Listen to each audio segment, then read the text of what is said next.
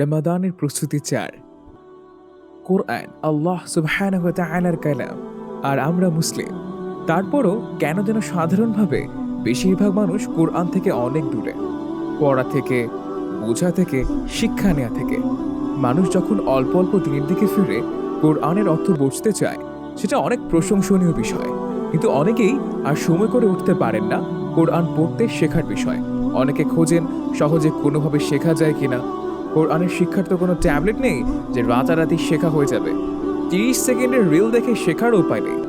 এই জায়গায় অনেকে আবার শুরু করতে অস্বস্তি বোধ করে, ভয় পান, সময় পান না। ছোটবেলায় মুখস্থ করা সূরাগুলো ছাড়া আর কিছুই পড়তে পারেন না। অনেকে শুধু মুসহাফের শেষ পৃষ্ঠা থেকে 3টা সূরা পারেন, আর কিছু পড়তে গেলে অর্থ বিকৃত হয়ে যায়। অনেকে হরফ চেনেন না। মুসলিম হিসেবে এমন জীবন তো কাম্য না, তাই না? যে জীবনের সৃষ্টি হয়েছিল আল্লাহর ইবাদতের জন্য, অথচ সেই জীবনে আল্লাহর কালাম উচ্চারণ করার আগ্রহ নেই। রমাদান আসতে এখনো প্রায় 5 মাস বাকি। যারা কোরআন পড়া ভুলে গিয়েছে তারা টিচার খুঁজুন, দৃঢ় নিয়ত করুন কায়দা পড়ে আমপাড়া সহিভাবে পড়তে শেখার। যাদের মনে আছে কিভাবে পড়তে হয়, পড়েন কিন্তু উচ্চারণ ঠিক আছে কিনা জানেন না, তারাও কারো কাছে পড়া দিন, যেন কোনো ভুল থাকলে শুধরে নেওয়া যায়।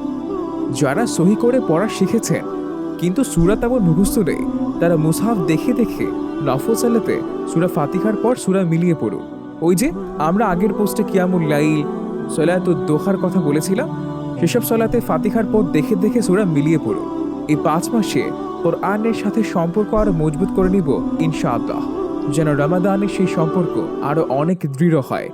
যারা কোরআন সহি করে পড়তে পারেন, নাজেরা করেছেন, তারা কিভাবে প্রস্তুতি নেবেন? ইনশাআল্লাহ সামনে সেই প্রসঙ্গ আসবে।